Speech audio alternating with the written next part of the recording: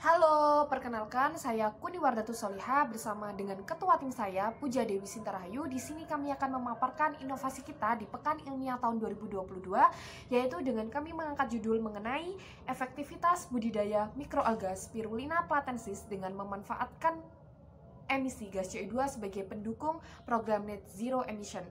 Sebenarnya kami mengangkat judul tersebut yaitu dikarenakan ada latar belakangnya. Jadi latar belakangnya itu tentu dengan semakin hari, semakin tahun, semakin bulan gas emisi CO2 itu semakin meningkat. Dengan meningkatnya gas emisi CO2 tentu akan memberikan dampak negatif, yaitu salah satunya akan meningkatkan efek rumah kaca yang dimana semakin tahun akan memberikan dampak yang buruk untuk bumi kita ini. Sehingga kami memiliki tujuan, yaitu yang pertama untuk mengetahui proses pemanfaatan CO2 emisi gas dalam budidaya Spirulina platensis.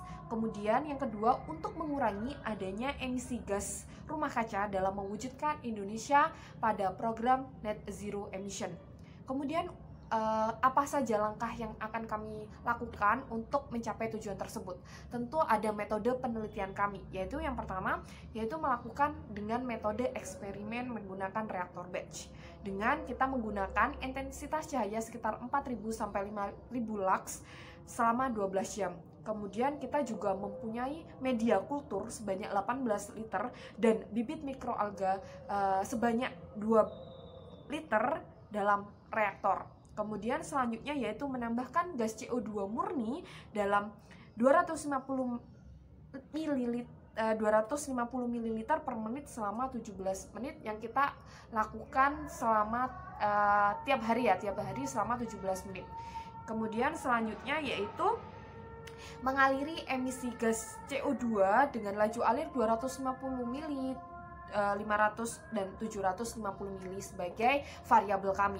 Dan yang terakhir kita ingin mengetahui tingkat pertumbuhan biomasa Spirulina platensis dengan metode analisa gravimetri.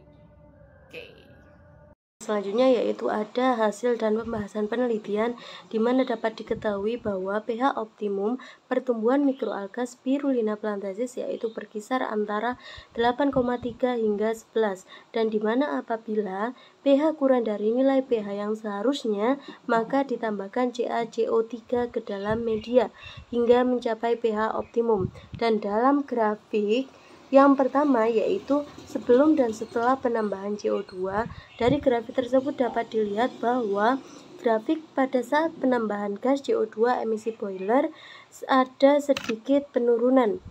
Dan pada saat penambahan gas CO2 murni, penurunan pH cukup besar. Hal ini disebabkan karena terjadi reaksi gas CO2 dengan air yang membentuk asam H2CO3. Kemudian dari grafik kedua yaitu ada konsentrasi pertumbuhan biomasa spirulina dan laju produktivitas biomasa. Dari grafik tersebut dapat dilihat bahwa rendahnya pertumbuhan biomasa dengan penambahan gas CO2 murni dapat disebabkan oleh penurunan pH yang besar saat penambahan CO2 di dalam media. Kemudian grafik terakhir yaitu ada grafik kelarutan CO2 dalam media tumbuh dan efisiensi absorpsi CO2, di mana dalam grafik kelarutan CO2 paling tinggi yaitu terletak pada laju alir 750 mili per menit, di mana absorpsi CO2-nya yaitu berkisar antara 0,14 hingga 0,25% dengan rata-rata yaitu 0,2%. Dan kemudian kesimpulan dari penelitian yang dilakukan yang pertama yaitu budidaya Spirulina platensis dengan menggunakan pemanfaatan CO2 emisi karbon dapat dilaksanakan. Yang kedua, berkontribusi menurunkan gas CO2 emisi boiler sebagai gas rumah kaca yaitu sebesar 0,2%. Oke, terima kasih. Itulah tadi pemaparan dari hasil diskusi kami dan ide kami. Semoga dapat bermanfaat.